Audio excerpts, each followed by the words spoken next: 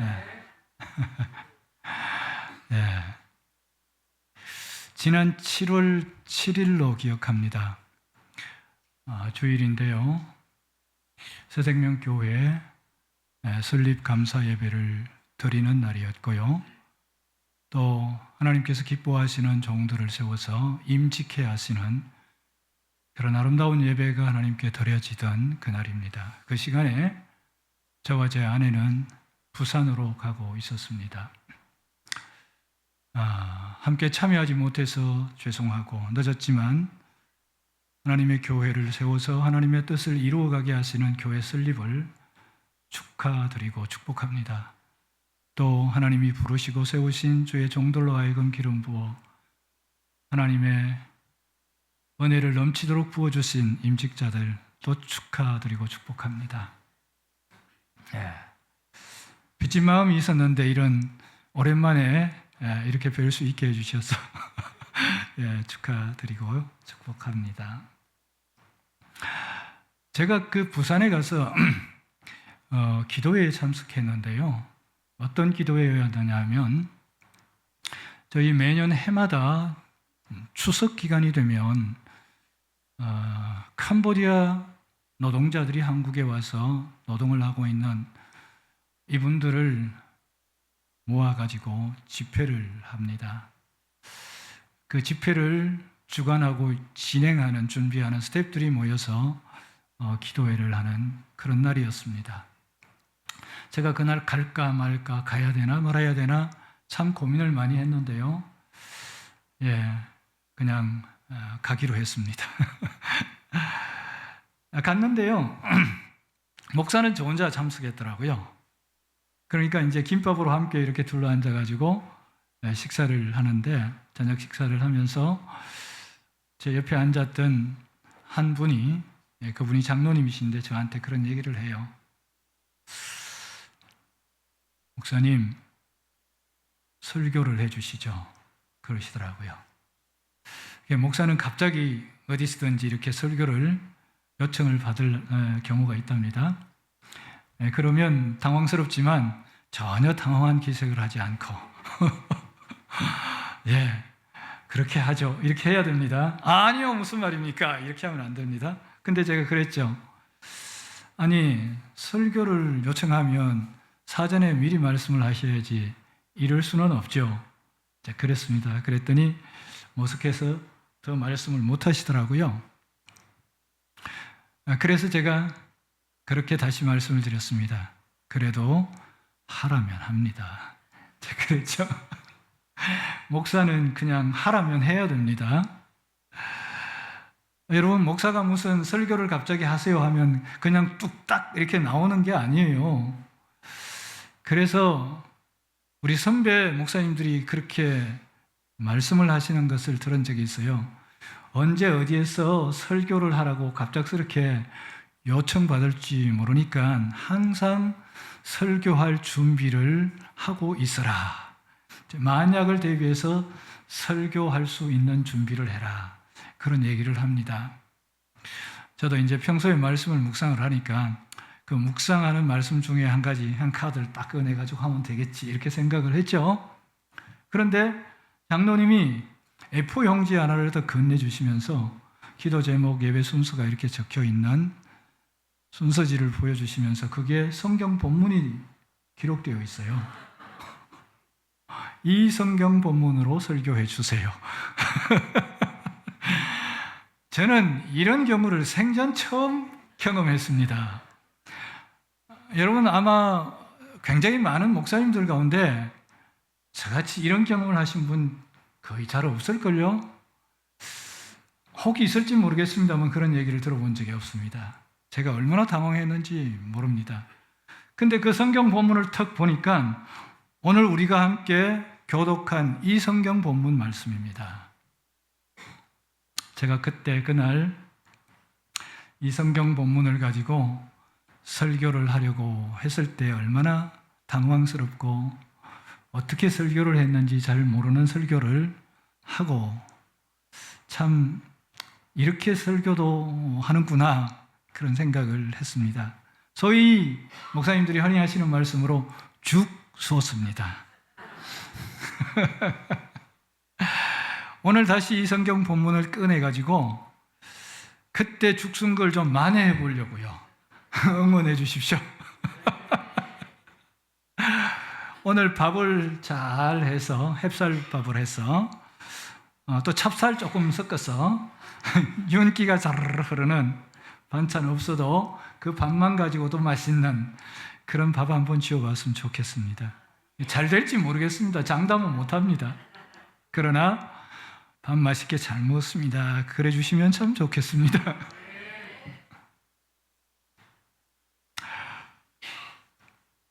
여러분, 예수님과 제자들 이 모습을 보면요, 복음서를 쭉 읽어보면 저는 그런 모습을 보게 됩니다. 공생의 사역을 시작하시면서 제자들과 함께 이렇게 행하시는 주님의 사역 가운데에서 예수님은 제자들에게 내가 누구다라고 하는 것을 명쾌하게 설명하고 보여주고 답이 딱 정해진 것을 제자들에게 딱 보여주고 그런 적이 없습니다.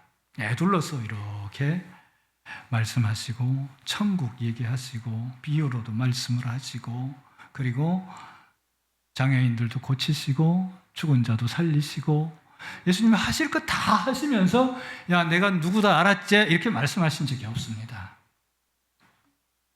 그래서 예수님은 나를 따라오너라 이렇게 하시면서 따르는 제자들, 따르는 이들에게 그냥 보여주셨습니다. 본보기가 되어주신 것이죠. 그리고 예수님께서 그 사람들에게 예수님이 어떤 분일까라고 하는 의문을 갖게 했다고 생각이 됩니다. 왜 그런 의문을 가질 수밖에 없었느냐 하면 당시 그 유대사회는 하나님께서 우리에게 보내주시고자 약속하셨던 많은 그 선지자들을 통하여서 예언해 주셨던 그 메시아가 오실 것이다라고 고대하고 기다리고 있었기 때문이에요. 그게 예수라고 생각은 하지는 않았죠. 근데 메시아가 올 것이다라고 하는 기대감을 가지고 그날을 그분이 오시기를 간절히 사모하고 있었습니다. 더더구나 로마의 통치를 받고 있으면서 이 상황을 정말 깔끔하게 해결해 주실 그 왕권을 가지고 오시는 메시아를 사모하고 있었기 때문에 그분을 기다리는 마음이 아주 간절했습니다. 그래서 그 당시에 유대사회는 메시아를 고대하는 그 간절한 마음으로 특출한 어떤 한 사람이 나타나면 혹시 그가 메시아가 아닐까?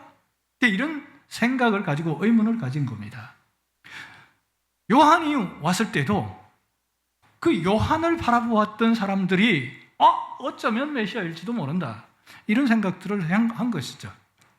예수님이 제자들과 함께 사역할 때 예수님을 따르던 구름대같이 몰려든 사람들이 그런 생각을 하지 않았겠습니까? 그런데 그 사람들은 예수님을 메시아라 생각하지 않았습니다. 예수님께서 질문하신 것을 보면 알 수가 있습니다. 예수님이 빌립보 가이사라에서 제자들에게 질문을 하시죠. 야, 사람들이 인자를 누구라고 하더냐? 그렇게 질문을 했죠. 사실은 예수님이 그렇게 질문할 때 사람들이 예수님에 대하여서 뭐라 말하는 것에 대해서 못 들은 적도 없고 또 뭐라고 하는지 다 알고 계시면서 사실 그렇게 물어본 거예요. 자, 그랬더니 제자들이 이구동성으로 말할 수 있는 얘기예요. 왜냐하면 다들 의문을 가지고 메시아였으면 좋겠다라고 하는 바람을 가지고 얘기를 듣고 또 예수님이 행하신 것을 보면서 메시아라 제발 메시아라 그리스도라 그랬으면 좋았는데 아니네 이렇게 된 거예요. 왜냐하면 들어는 침례 세례 요한이라고 들어는 엘리야라고 들어는 예레미야라고 어떤 이는 선지자 중에 한 사람이라 하더라. 이렇게 얘기를 하는 거예요. 메시아라고 말하는 사람이 아무도 없는 거예요. 그러니까 메시아를 보고도 메시아인 줄 알지 못하는 사람들의 소리를 주님도 들으시고 제자들도 들으신 거예요. 여러분, 예수가 누구냐라고 하는 것, 그는 그리스도다라고 하는 이 사실을 알지 못하고 그 비밀을 깨닫지 못하고 10년, 20년 교회 다녀야 소용이 없어요. 아무런 소용이 없습니다. 예수님이 누군가라고 하는 이 분명한 사실, 이 비밀이 저와 여러분에게 풀려야 합니다. 그래야 믿음의 사람이고, 그래야 하나님께서 예수 그리스도를 이 땅에 보내신 하나님의 목적을 우리가 깨닫고 알게 되는 것입니다. 예수님께서 제자들이 저마다 그렇게 막 앞다투어 얘기하는 것을 들으시고 다시 질문합니다. 그러면 너희는 나를 누구라고 하느냐? 질문합니다. 여러분 자녀들이 믿음으로 잘 자라고 또 하나님이 기뻐하시는 하나님의 자녀가 되기를 소원하죠. 믿음의 부모들 치고 자녀들이 믿음에서 떠나서 세상에서 출세하고 성공하기를 바라는 부모는 한 사람도 없으리라고 믿습니다. 아닌가요?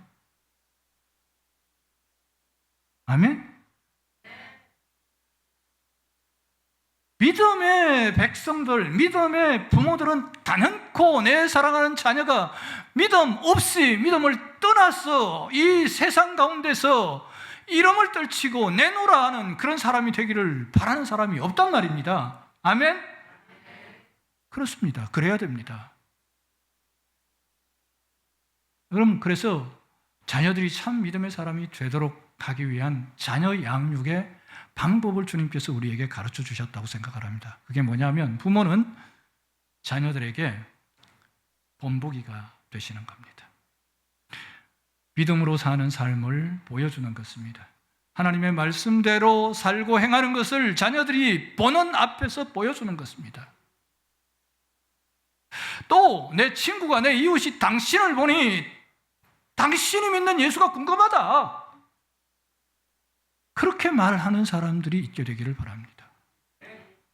그렇게 본보기를 보여주는 것입니다. 두 번째는 의문을 갖게 하는 겁니다. 자녀들이 부모가 뭐 때문에 어떤 목적을 가지고 어떻게 사는지를 이렇게 지켜보면서 엄마 왜 그렇게 했어? 아빠 왜 거기 갔어? 뭐 타러 갔어? 거기서 어떻게 된 거야? 뭐 이런 의문을 갖게 하는 겁니다.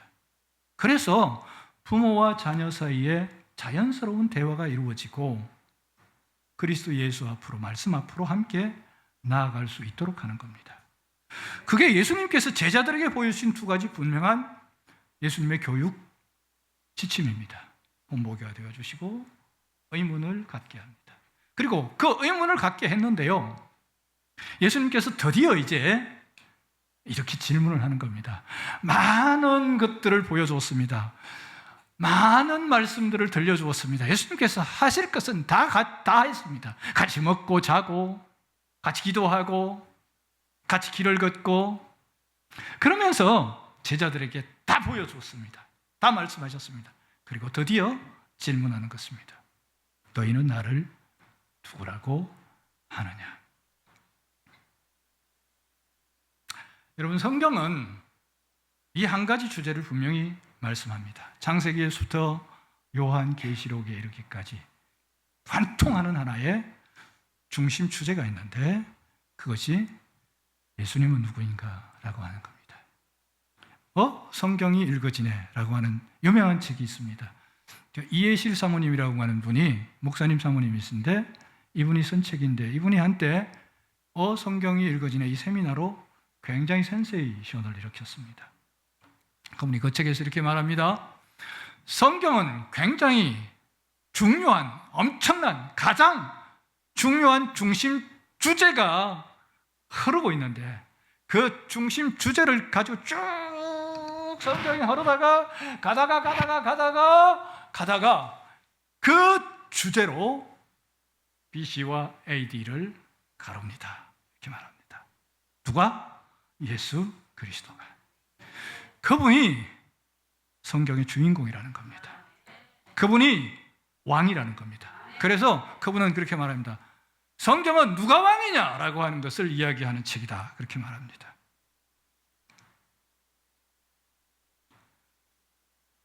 예수님께서 제자들에게 이제 드디어 야, 내가 이제 보여줄게, 다 보여주었는데 너희들이 아직도 날 모르겠냐? 한번 물어보자.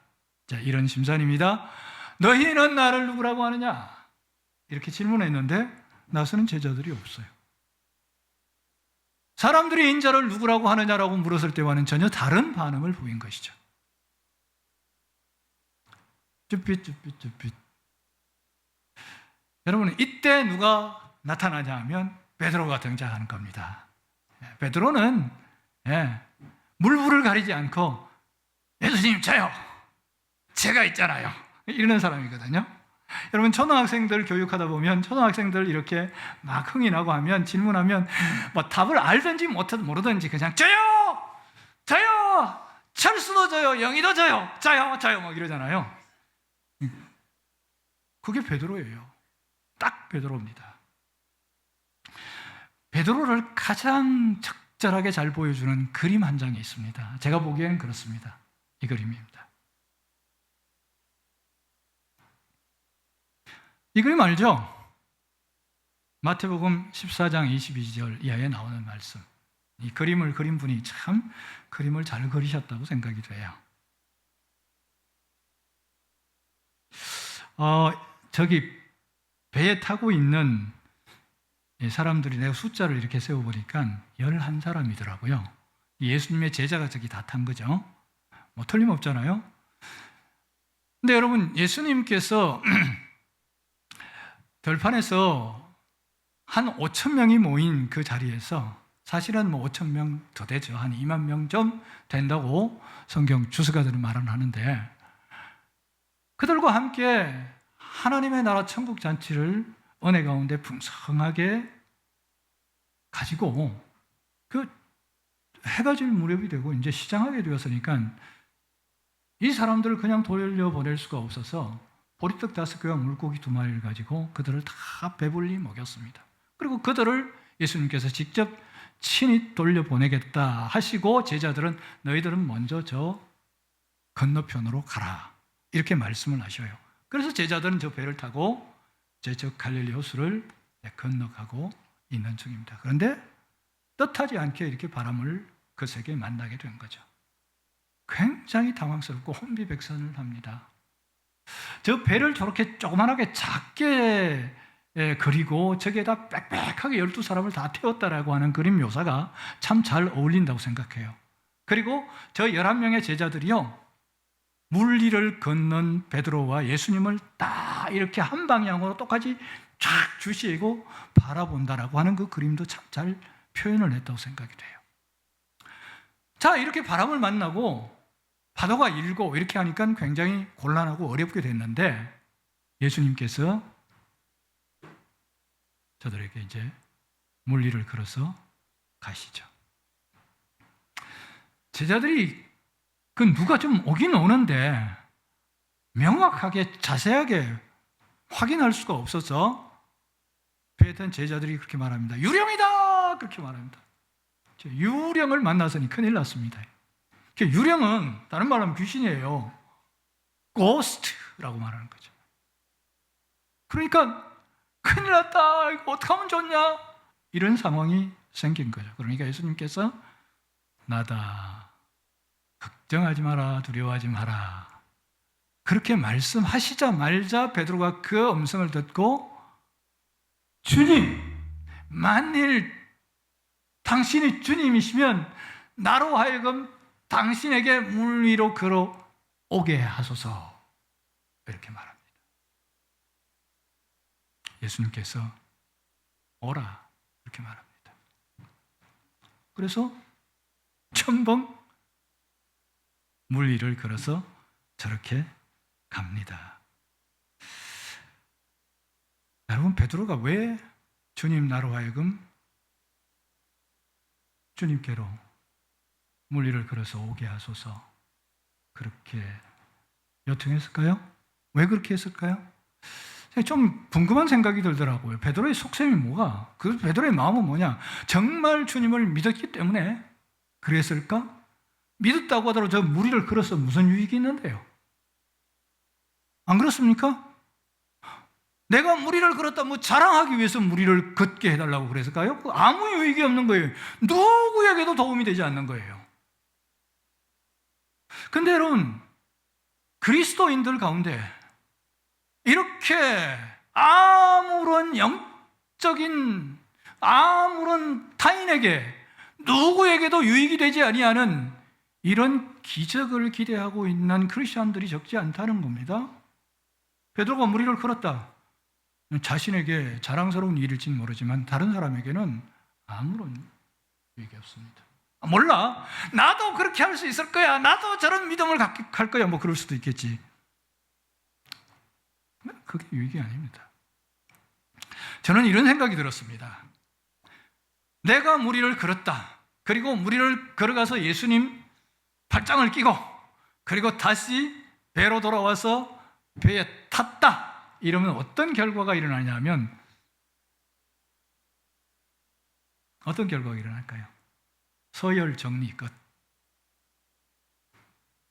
제자들 가운데 흔히 자주 누가 크냐라고 하는 이런 논쟁이 일어났고, 또 어떤 어머니는 내 두 아들을 주님이 그날에 왕권을 가지고 오시는 그날에 하나는 오른편 좌편 뭐 이렇게 하면서 서로 제자들이 그냥 도토리 키재기 하고 있던 그 모든 상황들을, 야, 더 이상 쓸데없는 소리 하지 마라, 상황 정리 끝, 이렇게 생각했을 것 같다는 마음이 드는 거예요. 여러분, 무리를 걷지 않더라도, 물에 들어가면 그냥 풍덩 빠지는 사람이라도 영혼을 긍휼히 여기며 사랑하며 품으며 끝까지 섬기는 자가 되기를 바랍니다. 무리를 걷지 못하는 인생일지라도, 아니 당연히 무리를 걷지 못하지만 주님을 누구보다도 더 사랑하고 사랑해서 주님을 위해서라면 내 생명을 기꺼이 내어놓을 수 있는 하나님의 사람 되시기를 바랍니다.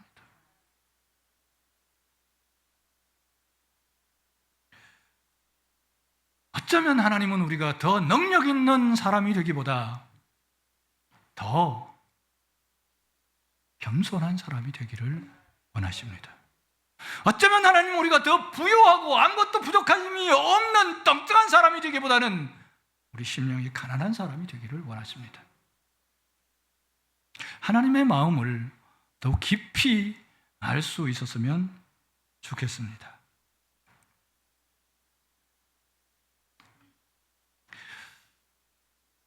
제가 좀 엉뚱한 생각을 좀 해봤는데요. 바람을 보고 물에 빠졌잖아요. 빠지니까 주여 나를 구원하소서, 살려주세요, 그랬었겠죠. 그래서 예수님께서 손을 잡고 일으켰습니다. 그러면서 무슨 말씀을 하시냐면, 왜 의심하느냐, 믿음이 없는 자야, 뭐 이렇게 말하죠. 근데 저는 그 말이 참 시원하지가 않아요. 속이 좀 이렇게 시원하고 팍 뚫리는 말씀을 주님 좀 하셨으면 좋겠는데, 그 말씀은 귀속말로 하셨을 것 같아요. 넌센스 퀴즈. 예수님이 이 베드로에게 귀속말로 뭐라고 말씀을 하셨을까요? 우리 젊은 청년들 한번 말씀을 해보시죠. 뭐라고 말씀하셨을 것 같습니까? 이게 상상력을 좀 한번 동원해 보십시오. 우리 장애인들이 예배드리는, 우리 줌 예배를 드리는데요. 줌 예배를 드리는 우리 장애인 가운데 한 분이 자기가 예수님께 침상채 들고 온 그 네 사람의 그 이야기를, 성경 말씀을 가지고 자기 상상력을 막 동원해가지고 그 상황을 자기대로 막 장문에 글을 써서 저한테 보냈더라고요. 보내가지고, 목사님 성경을 이렇게 봐도 됩니까? 이러더라고. 그래서 내가 잘했다. 그러고 이제 계속해서 다른 본문의 말씀 가지고도 좀 그렇게 해봐라. 이제 그렇게 했습니다. 상상력을 한번 동원해서 말씀을 해보죠. 이랬을 것 같아요. 제 생각입니다. 손잡고 이렇게 하면서 귀에다 대고, 다음부터는 구명조끼 입어라.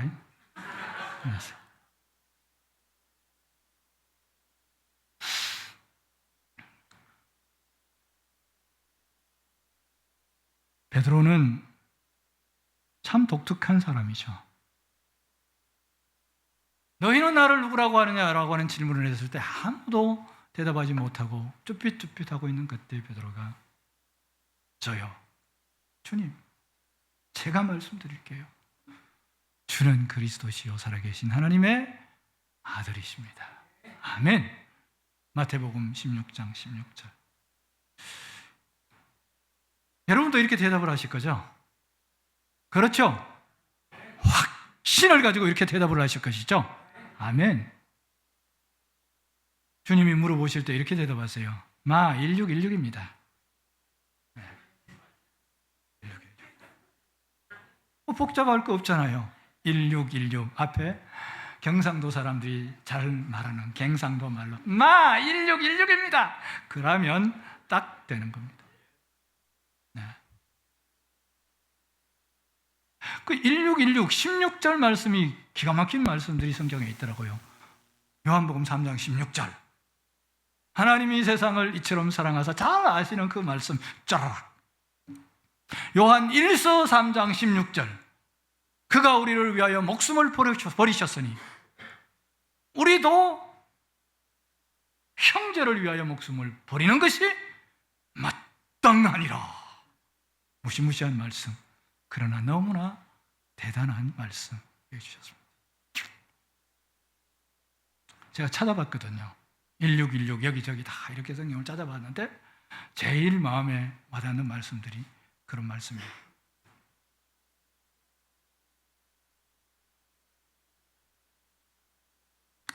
예수님께서 베드로의 대답을 듣고 얼마나 좋으셨는지, 듣고 싶었던 말씀을, 대답을 들었지 않습니까? 이것 때문에 오신 거잖아요. 그리스도로 이 땅에 오신 거잖아요. 메사야로 이 세상에 오셨던 그 메시아가 그리스도다라고 하는 사실을 한 번도 당신이 직접 나는 그리스도다라고 하지는 않았는데, 사람들은 다 엉뚱한 소리를 하고 있는데 사랑하는 제자가 주는 그리스도십니다. 잘했다. 너무너무 잘했다. 진짜. 그런 마음이 든 거죠.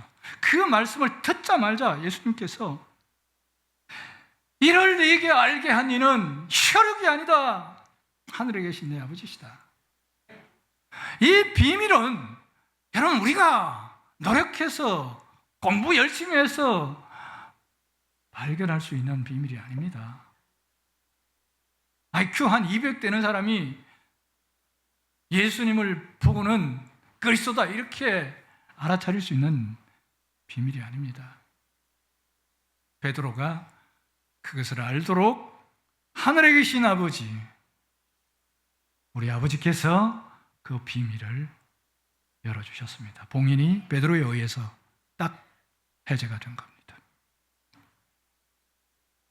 그러자 봉인이 해제되자 말자 뭐라고 말씀하십니까?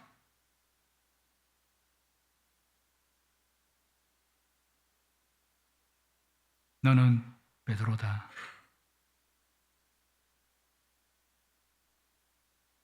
내 위에, 반석 위에 내 교회를 세우겠다. 그럼 그리스도라고 하는 거는요, 너무 꽁꽁 쌓여져 가지고 어떤 상황, 어떤 경우에도 잘 풀리지 않고 열리지 않는 것이어서 마치 성소와 지성소를 갈라놓은 그 휘장과 같은 것으로 막아놓은 것과 같은 겁니다. 여러분, 휘장 안에 있는 지성소는 절대로 열려 보여지지 않는 겁니다. 거기 들어갔다면 죽고, 대제사장 된 사람이 연중 한 번 7월 10일에 가서 온 이스라엘 민족을 위하여 회개하기 위해서, 죄사함의 제사를 드리기 위해서, 기도하기 위해서 거기 들어가는데, 그렇지 않으면 못 들어가는 곳입니다. 완전히 막혀 있습니다. 근데 그 봉인, 그 커튼, 그 두터운 휘장, 누구도 열지 못하는 그 휘장을 누가 열었습니까? 예수님 십자가에 못 박히실 때 그때 위에서 아래로 쫙 갈라지는 휘장 너머에 있는 지성소가 봉인 해제로 열려진 겁니다. 예수는 그리스도십니다라고 하는 사실이 고백되어질 때 그 예수의 실체, 예수의 본체, 예수님은 이 세상을 보내신 하나님의 뜻, 하나님의 그 무한 구원의 계획, 그 모든 진리에 덮여 있었던 그 핵심 본질이 열린 겁니다.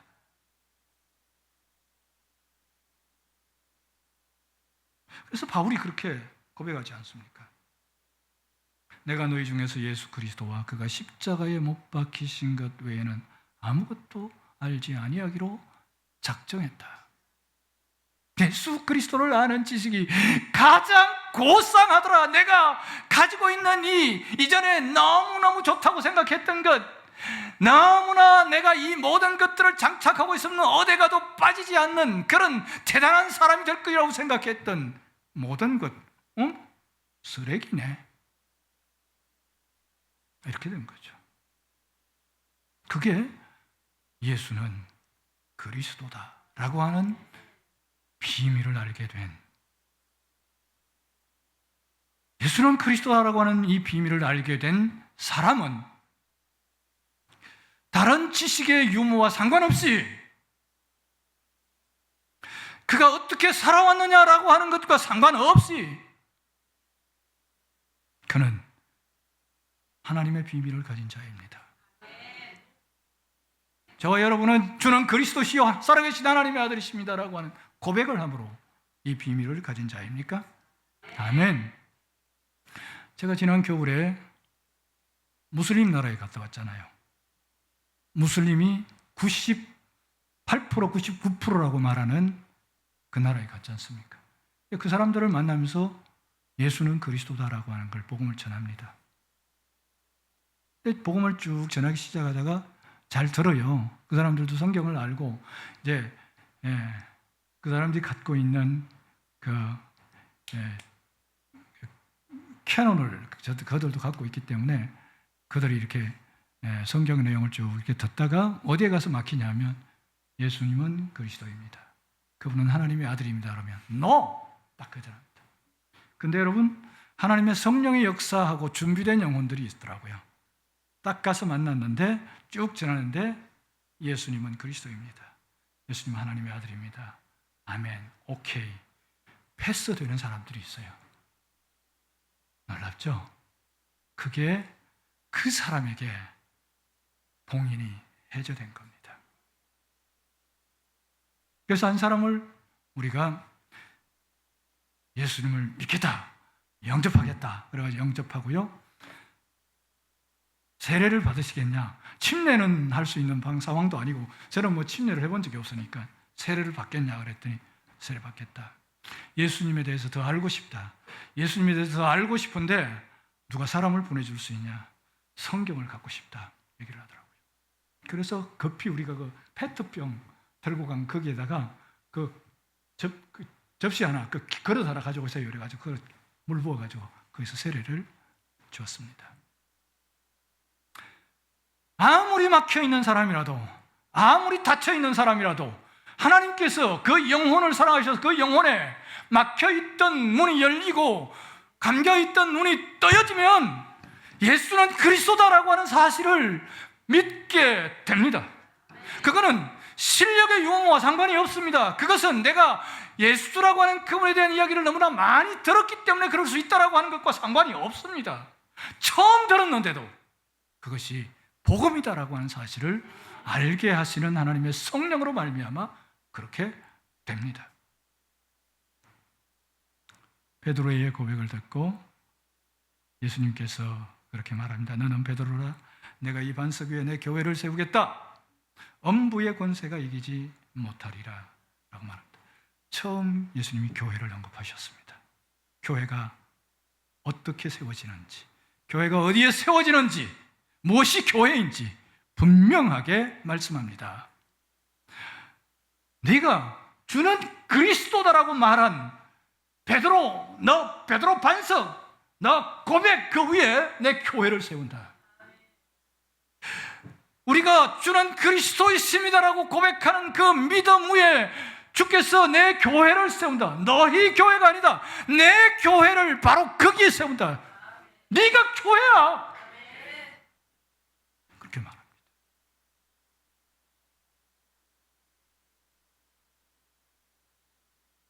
여러분, 가정에서 여러분은 교회로 사시기를 바랍니다. 교회로 사는 엄마 되시고 아빠 되시기를 바랍니다. 그리고 사랑하는 자녀들에게 얘야 네가 교회란다 라고 하는 사실을 분명하게 말씀해 주시기를 바랍니다. 그런데 중요한 사실은 교회는 이긴다는 겁니다. 음부의 권세가 이기지 못할 만큼 강력입니다. 교회는 그렇습니다. 나는 약합니다. 자연인 나는 넘어지고 쓰러지고 자빠지고 얻어터지고 상처투성이가 될 수 있는 형편없는 존재입니다. 부패하고 타락한 존재입니다. 갈병은 부패하고 타락해서 절대로 결코로 어떤 방법으로도 회복되어질 수 없는 완벽한 부패한 존재다입니다. 그런데 이런 내가 아니라 이런 나에게 주는 그리스도다라고 하는 이 비밀이 알려지게 되고 깨닫게 되게 한 그 내 안에 주께서 주의 교회를 세우셨는데 음부의 권세가 이기지 못합니다. 최고의 강력입니다. 여러분, 우리가 교회로 살면, 교회로 서 있으면 절대 쓰러지지 않습니다. 어느 곳에서도 패하지 않습니다. 과거에 우리가 무수히 쓰러지고 무수히 패하고 상처받고 그냥 나는 왜 이 모양이냐 이 꼴이냐, 내가 그래도 20년 30년 교회 다니고 신앙생활을 했는데 내가 이것밖에 안 되냐라고 했던 그 무수한 날들은 교회로 서 있지 않았기 때문에 그렇습니다. 주는 그리스도시오라고 하는 그 그리스도가 내 안에 너무나 분명하고 확실해서 내 안에 온통 머리에서부터 발끝까지 전부 그리스도로 가득하면 결코 쓰러지고 얻어터지고 상처투성이로 망가지지 않습니다. 이깁니다. 반드시 이깁니다. 멋지게 이길 것입니다. 교회는 이깁니다. 그럼 여러분 교회로 사십시오. 두려워하지도 말고 강하고 담대하게, 주눅들지도 말고 어깨를 펴고 당당하게 교회로서.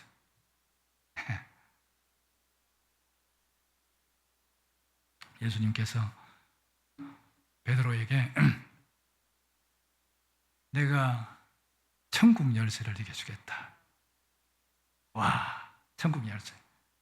이 열쇠 좀 갖고 싶지 않습니까? 뭔가 척석척석 열리는. 근데 아무거나 척석척석 여는 게 아닙니다. 아무거나 척석척석 닫는 게 아닙니다.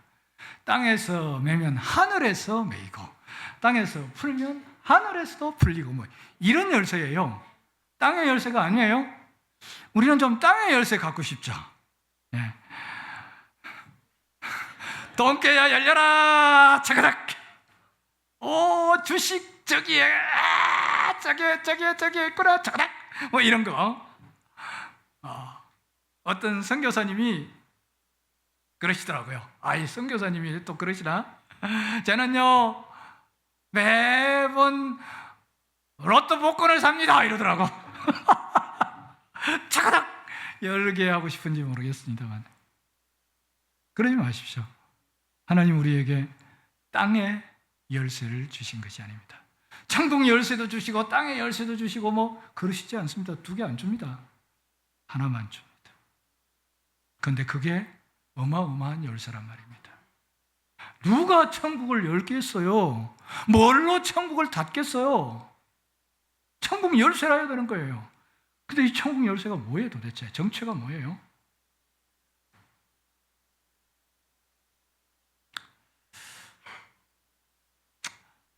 사도행전 말씀을 보면요, 사도행전에 교회의 비밀도 풀어지고 열려지고 교회가 어떻게 탄생되는지, 그리고 거기에 천국 열쇠의 비밀이 뭔지 우리에게 보였습니다. 여러분 사도행전 1장 8절 말씀에 보면 오직 성령이 너희에게 임하시며 너희가 권능을 받고 예루살렘과 온 유대와 사마리아와 땅 끝까지로 내 증인이 되리라 이렇게 말씀합니다. 그리고 진짜로 성령이 임하십니다. 사도행전 2장에 오순절날이 이미 이름에 120여 명의 성도가 마가의 다락방에 모였는데 거기서 간절히 하나님께 예배하고 기도하는데 주께서 주시겠다고 약속하셨던 그 성령님을 그들에게 보내어 주시는데 불의 희같이 갈라지는 강력한 성령이 임하시고 바람같이 임하시고 거기에 모인 자들이 각종 방언으로 말하기 시작했다. 교회가 된 거예요. 오순절 마가 다락방이라고 하는 그 장소가 아니라 거기에 모인 그 무리들이 교회가 된 거예요. 주는 그리스도시오라고 고백하는 그 무리들, 주의 부활과 십자가의 죽으심과 부활을 믿고 그리고 주께서 약속하신 것을 보내주시겠다고 하는 그 사실 약속을 붙잡고 거기서 그것을 기다렸던 믿음의 사람들에게 성령이 임하시고 그들에게 교회가 임한 겁니다. 그들이 교회입니다. 그리고 그들 중에 베드로와 요한이 사도행전 3장에 보면 성전으로 들어갑니다. 기도하러. 그런데 성전 미문에 앉아있던 나면서부터 걷지 못하는 장애인, 선천성 지체 장애인, 이 장애인이 베드로와 요한을 바라보면서 구걸을 합니다. 무엇인가 얻고자 하는 간절한 눈빛으로 구걸을 합니다. 그때 베드로와 요한이 우리를 주목하여 보라. 그리고 베드로가 선포합니다. 은과 금은 내게 없거니와. 은과 금은 없대. 그러면 이 지체장애인은 볼 일 없네, 뭐 이렇게 돼야 되는데 은과 금은 내게 없거니와 내게 있는 이것을 내게 주는다. 뭐요? 나사렛 예수 그리스도의 이름으로 일어나 걸어라.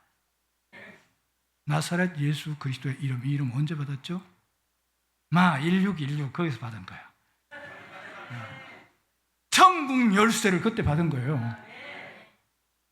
받았더니 그게 다른 게 아니라 예수 그리스도라고 하는 그 이름을 자기가 고백했는데 그래 그게 네 거야, 뭐 이거 이렇게 되는 거예요, 상황이. 그러니까 그 비밀을 안 거죠. 그 비밀을 가진 자로 그게 교회인데, 내가 교회인데 그 교회가 얼마나 강력한지를 예수님이 선포하시고 말씀하셨죠. 음부의 권세도 이기지 못하는, 세상이 감당치 못하는, 찌기라마 그냥 휘기도 괜찮다 뭐 이렇게 하는 그런 믿음의 사람이 된 거예요. 그리고 그 이름으로 일어나 걸어라 이렇게 한 거예요. 나사렛 예수 그리스도의 이름. 여러분, 저나 여러분은 나사렛 예수 그리스도의 이름을 가진 자들입니까? 아멘.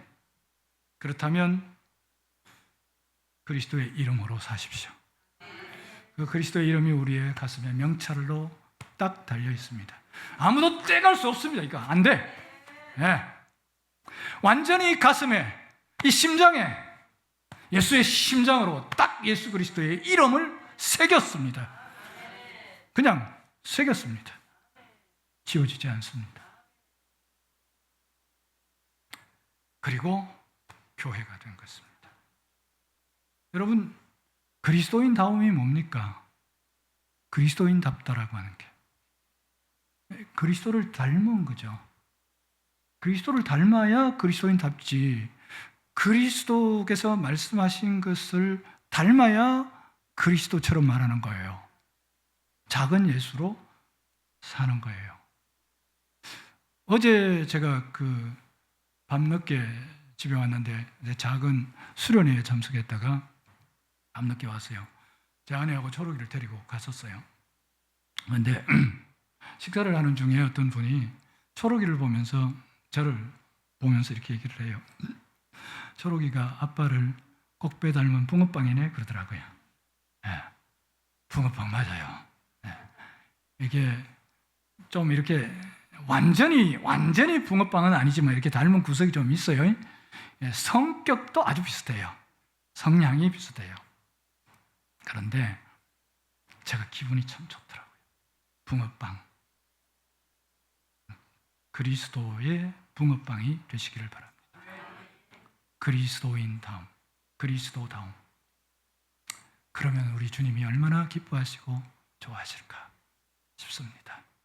이제는 주는 그리스도시요 살아계신 하나님의 아들이십니다 라고 고백할 수 있게 하시고, 그 믿음의 고백 위에 주님의 교회를 세워주신 우리 주 예수 그리스도의 그 크신 은혜와 그리스도이신 예수를 이처럼 우리를 사랑하심으로 육신을 입게 하셔서 이 땅에 보내신 하나님 아버지의 크고 놀라우신 사랑하심과 예수님이 그리스도인 것을 깨닫게 하시고 보게 하시고 알게 하시고 믿게 하신 성령님의 감동과 감화와 교통하심이 사랑하는 새생명 교회의 모든 지체들, 교회 위에, 또한 저들의 평생의 삶의 걸음걸음마다 한국 교회와 열방의 모든 민족 위에 함께하여 주시옵기를 간절히 축원하옵나이다. 아멘.